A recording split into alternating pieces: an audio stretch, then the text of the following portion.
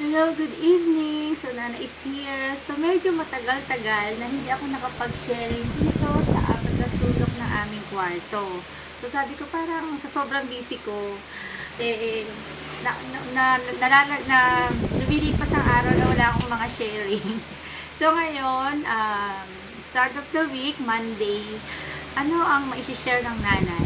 So, syempre, ang naisip kong i-share ang journey ng aking kuya, ng aking panganay. So, nakagraduate siya, pinagpahinga ko siya, hindi ko siya piniwersa na mag-apply agad dahil syempre 19 years siyang nag-aral nang walang naging problema ang nanay. So, kaya yun, sabi ko, sige kuya, magpahinga ka lang.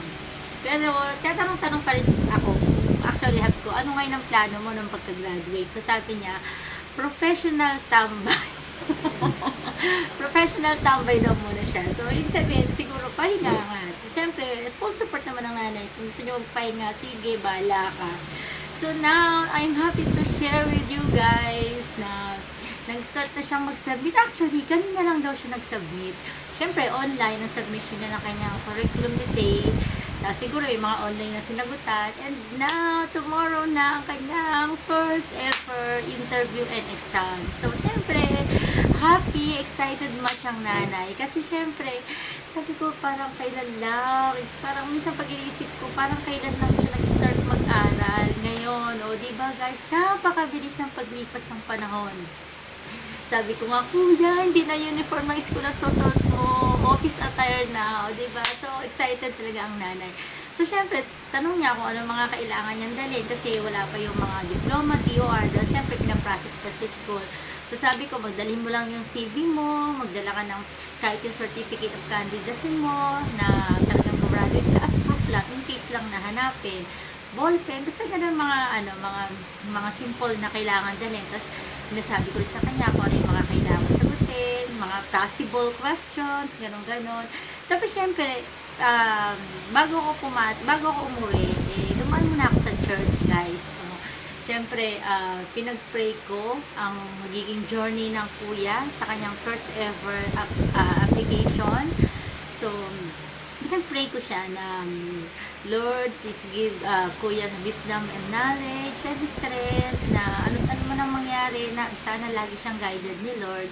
And then, yun nga, pag-uwi ko, tinanong ko na binigay ko na yung mga kailangan niya kasi nagpa-print siya ng kanyang CV at kung ano-ano pa, ayan. Tapos, syempre, manghihingi ng pera sa nana. Never ako naging madamot sa kanila.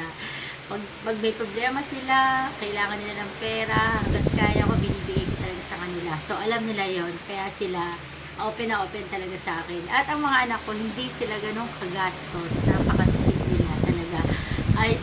Every centavo, pinahalagan talaga nila yon.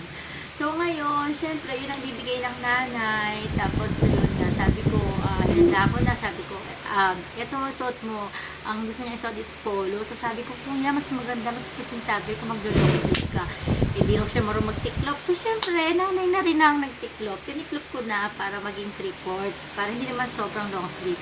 And then, magmumotor siya, kasi nga, may motor ang kuya. So, sabi ko, pagkatapos na lang niya ng interview, kung nainitan siya sa long sleeve niya, mag-t-shirt na lang siya after. Basta kailangan pagpunta doon, kailangan presentable naman din. Kasi nga, syempre, magandang position na applyan niya. Engineer. So, excited lang guys. So, happy lang. So, pagbigyan nyo na ako, medyo madaldal ako, makwento. Yun lang. Basta sabi ko lang sa kanya, give your best. Maging normal ka lang. And, mag-pray ka. Pray. Sabi ko nga sa kanila, lahat ng gagawin nyo, lahat ng desisyon nyo, lahat ng kaba, takot, ipag-pray nyo lang. Kasi wala namang imposible kay Lord. Lahat yan, kayang i-control ni Lord. Kaya niyang baguhin. Diba? Yung negative, pwede niya gawin yung positive. Diba? Prayers nga can move mountains, diba? Kaya sabi ko, dasal-dasal lang talaga. So, yun lang guys. So, excited nanay. So, excited. Kasi nga, syempre, another step of his life now na hindi na siya estudyante.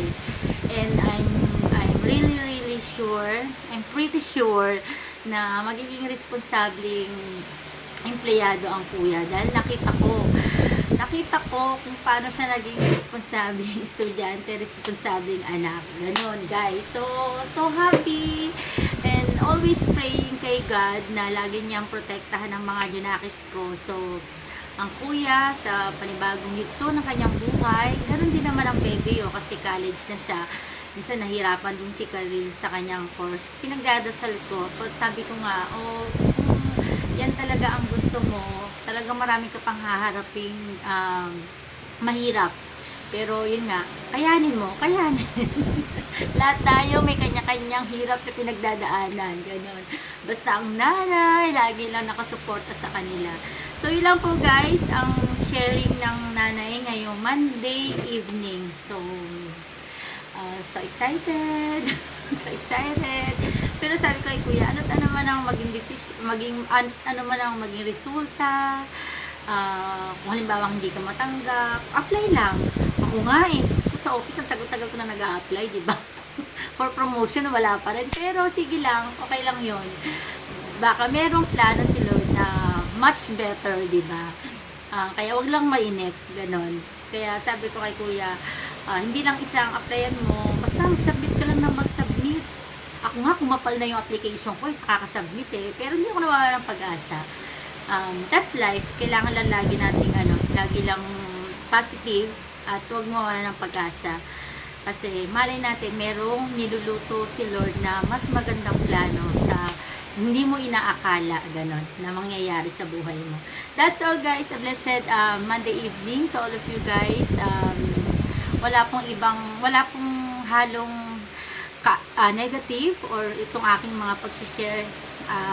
Proud and happy nanay lang po ito. That's all. A blessed Monday evening to all of you guys. Always pray and be thankful for the gift of life.